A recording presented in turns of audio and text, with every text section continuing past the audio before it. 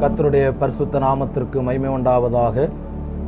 வேத வசனத்திலிருந்து ஒரு சில வசனங்களை நாம் தியானிப்போம். மத்தேயு 1ஆம் அதிகாரத்திலே சொல்லப்பட்டிருக்கிறது, அவள் ஒரு குமாரனை பெறுவாள், அவருக்கு இயேசு என்று பெயரிடுவாயாக, ஏனெனில் அவர் தமது ஜனங்களின் பாவங்களை நீக்கி அவர்களை இரட்சிப்பார் என்றான்.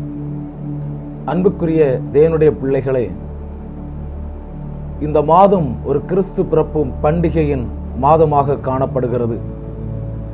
உலகமெங்கும் இந்த பண்டிகையை கொண்டாடுகிறார்கள். இந்த உலகத்திலே கொண்டாடும் போது கிறிஸ்து நம்முடைய உள்ளத்திலே பிறந்திருக்கிறாரா என்பதை நாம் அறிந்து கொள்ள வேண்டும். கிறிஸ்து நம்முடைய உள்ளத்தில் பிறந்திருக்க வேண்டும். அதுதான் நமக்கு ஆசீர்வாதமானது. அதுதான் இருளை மாற்றி வெளிச்சத்தை கொடுக்கும். அதுதான் ஒரு வெற்றியுள்ள வாழ்வை ஜெயமாய் கொண்டு வரும். வேத வசனத்திலே வாசித்தது போல, அவருக்கு இயேசு என்று பெயரிடுவாயாக, ஏனெனில் அவர் தமது ஜனங்களின் பாவங்களை நீக்கி அவர்களை இரட்சிப்பார் என்றார்.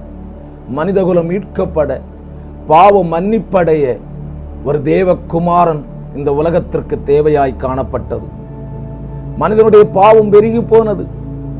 காளையை கொண்டோ, ஆட்டை கொண்டோ, மாட்டை கொண்டோ, கோழியை கொண்டோ பலி செலுத்தினாலும் நிவர்த்தி செய்ய முடியாத அளவுக்கு பாவம் பெருகினதுனால ஒரு மனிதன் தெய்வமாய் வந்து இந்த உலகத்திலே இரத்தம் சிந்த வேண்டியதாயிருந்தது. ஆகையால் செல்லக்குமாரனாக தனக்கென்று ஒரே பேரான குமாரனை வைத்திருந்த பிதா இந்த உலகத்திலே அனுப்பி நம்மேல் அன்பு கூர்ந்து நம்முடைய பாவங்களுக்கு ஒரு மன்னிப்பு கிடைக்கும்படியாக இயேசுவை நம்ம உலகத்திற்கு தந்தார். இந்த உலகத்திலே அவர் உதித்தார், அவர் பிறந்தார். அந்த பிறப்பை தான் நாம் கொண்டாடுகிறோம். ஆகையால் தான் வேதம் சொல்லுகிறது, அவள் ஒரு குமாரனை பெறுவாள், அவருக்கு இயேசு என்று பெயரிடுவாயாக, ஏனெனில் அவர் தமது ஜனங்களின் பாவங்களை நீக்கி அவர்களை இரட்சிப்பார். நம்முடைய பாவங்களை எல்லாம் நீக்கி இரட்சிக்கிறவர் தான் இயேசுவாய் இருக்கிறார். இன்னும் ஒரு வேத வசனம், அந்த 23வது வசனம் சொல்லுகிறது, மத்தேயு 1ஆம் அதிகாரம் 23வது வசனம், இதோ ஒரு கன்னிகை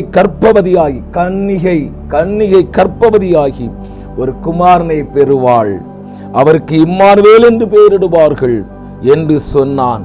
இம்மானுவேல் என்றால் தேவன் நம்மோடு இருக்கிறார் என்று அர்த்தமாம். ஹல்லேலூயா! தேவன் நம்மோடு இருக்கிறார். அன்புக்குரிய தேவனுடைய பிள்ளைகளே, தேவன் நம்மோடு இருக்கிறார். பிறந்த தெய்வம் உன்னோடு இருக்கிறார். இந்த சத்தத்தை கேட்கிறவர்களோடு இருக்கிறார். சமாதானம் கொடுக்கும்படி, சந்தோஷத்தை கொடுக்கும்படி, விடுதலையை கொடுக்கும்படி, ஆசீர்வாதத்தை கொடுக்கும்படி, வெளிச்சத்தை கொடுக்கும்படி தேவன் நம்மோடு இருக்கிறார். வேதம் சொல்லுகிறது, சேனைகளின் கர்த்தர் நம்மோடு இருக்கிறார். யாக்கோபின் தேவன் நமக்கு உயர்ந்த அடைக்கலமானவர். வேதம் சொல்லுகிறது, பயப்படாதே, நான் உன்னுடனே இருக்கிறேன். இதை கேட்கிற அருமையான தேவனுடைய பிள்ளையே, சகோதரா, சகோதரியே, நீ எந்த இடத்திலிருந்து கேட்டால் உனக்கு சொல்லுகிறேன், கர்த்தர் பிறந்த இயேசு உன் பாவத்தை மன்னிக்கிறார். என் பாவத்தை மன்னிப்பாரா? என் பாவம் கொடிதா இருக்கிறதே, எவ்வளவு பெரிய பாவமாயிருந்தாலும் அந்த பாவத்தை அவர் மன்னிப்பார். அவர்தான் இயேசு. ஓ ஹல்லேலூயா! அந்த தெய்வம் இம்மானுவேல், அவர் நம்மோடு இருக்கிறார். தேவன் நம்மோடு இருக்கிறார். ஆகையால் கர்த்தரின் பட்சத்தில் இருக்கிறார், நான் பயப்படேன் என்று நாம் சொல்லலாமே. கர்த்தர் ஒவ்வொரு மனிதனோடும் இருக்கிறார். யாரையும் அவர் தனிமையாய் விடுகிற தேவன் அல்ல. நான் தனிமை, நான் திக்கற்றவன், எனக்கு யாரும் இல்லை, என்னை விசாரிப்பார் யாரும் இல்லை என்று சொல்லாதிருங்கள். கர்த்தர் ஒவ்வொருவரோடும் கூட இருக்கிறார். இந்த சத்தத்தை கேட்கிற நீங்கள் யாராயிருந்தாலும் பலப்படுங்கள், தைரியப்படுங்கள். கர்த்தர் நம் பாவத்தை மன்னித்திருக்கிறார். கர்த்தர் நம்மோடு இருக்கிறார். கர்த்தர் நம் பாவத்தை மன்னித்திருக்கிறார். கர்த்தர் நம்மோடு இருக்கிறார். இயேசு நம் பாவத்தை மன்னித்திருக்கிறார். தேவன் நம்மோடு இருக்கிறார். ஜெபிப்போமா? அன்பின் பரலோக பிதாவே, இந்த சத்தத்தை கேட்ட ஒவ்வொரு பிள்ளைகளையும் வாழ்த்தி ஆசீர்வதிக்கிறேன். ஒவ்வொரு ஜனத்தையும் வாழ்த்தி ஆசீர்வதிக்கிறேன். எங்கள் ஒவ்வொருடைய பாவத்தை மன்னித்த தெய்வம், இந்த சத்தத்தை கேட்கிற ஒவ்வொரு பிள்ளைகளின் பாவங்களும் மன்னிக்கப்படுவதாக. எங்களோடு கூட இருந்து வழி நடத்துகிற தெய்வம் இந்த சத்தத்தை கேட்கிற ஒவ்வொரு பிள்ளைகளோடு கூட இருந்து வழி நடத்துவீராக. உம்முடைய பிறப்பின் நாளை முன்னிட்டு ஒவ்வொரு பிள்ளைகளையும் வாழ்த்தி ஆசீர்வதிக்கிறேன். இருள் நீக்கி வெளிச்சம் உதிப்பது போல ஒவ்வொரு பிள்ளைகளுடைய வாழ்விலும் இயேசு உள்ளத்திலே பிறந்திருக்கட்டும். இயேசு பிறந்தார் என்று கொண்டாடுகிற ஒவ்வொரு உள்ளங்களிலும் இயேசு பிறந்திருக்கட்டும். இல்லங்களிலும் இயேசு பிறந்திருக்கட்டும். வாழ்த்துகிறேன், ஆசீர்வதிக்கிறேன்.